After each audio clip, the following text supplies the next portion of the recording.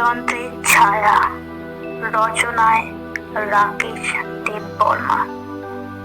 বাতাসে আজ গন্ধ নেই, শুধু ধোঁয়া, যেন কেউ চুপচাপ পুড়িয়ে রেখেছে গোপন সত্য।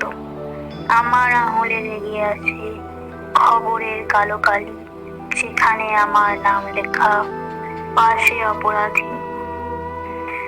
দূরে ট্রেন সিটি বাজায়, যেন কারো হাসি, কারো বিদ্রুপ, কারো পরিকল্পনা। তুমি জানো না ষড়যন্ত্রের পা কত ধীরে হাঁটে, কিন্তু শব্দ করে, বৃষ্টির মতো নয়, বরফ গলার মতো নীরব। আমি তখনও বিশ্বাস করছিলাম মানুষ গাছের মতো, শিকড়ে জল দিলে তারা ছায়া দেয়, কিন্তু দেখি কিছু শিকড় বিষ খায়, আর বিষই ছড়ায় পাতা ডালে। যে ফুল আমি ছিলাম, আমায় ছিঁড়ে নিল এক অদৃশ্য হাত, তারপর ফেলে দিল মাটিতে, শুধু দেখতে মাটি কি এখনো ভালোবাসে।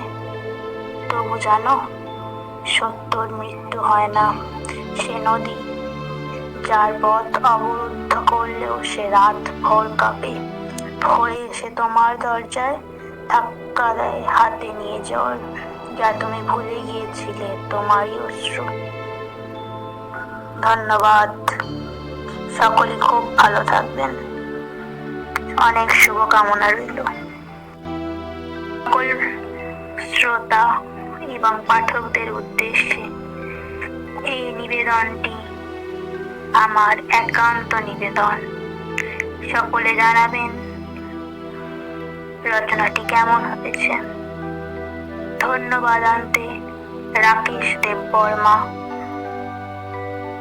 এবং কণ্ঠে অন্বেষা পর্বত।